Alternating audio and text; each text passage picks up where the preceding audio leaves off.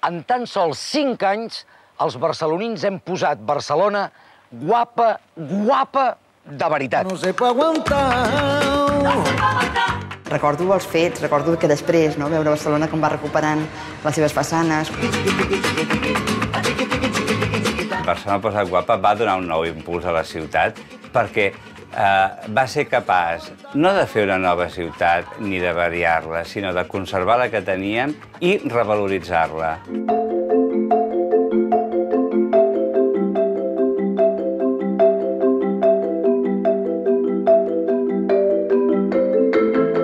Aviam, les façanes de l'Eixample que eren destucades, que s'havien perdut, que tu no sabies ni els colors que havien.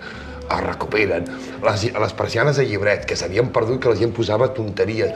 Han calgut forces anys perquè es veiés que darrere aquest eslògan, que té un punt de lleuger, per no dir de frívol, hi havia en realitat un pensament urbanístic, cívic també, d'un gran abast. Donat que les cases són d'un color així com gris fosc, doncs diríem que és una ciutat gris, la qual cosa tampoc és cap de mèrit.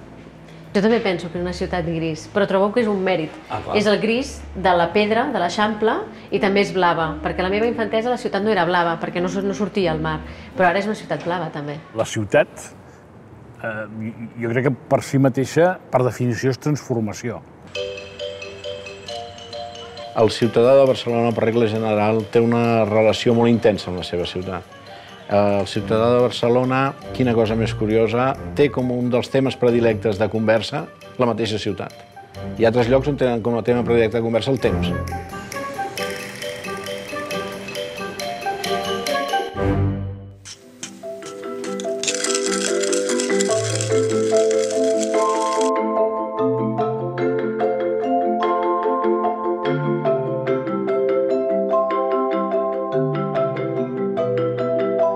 Crec que el ciutadà de Barcelona ha de tornar a recuperar autonomia, ha de tornar a recuperar iniciativa, ha de tornar a recuperar protagonisme, ha de ser actor una mica el protagonista de la seva ciutat, no?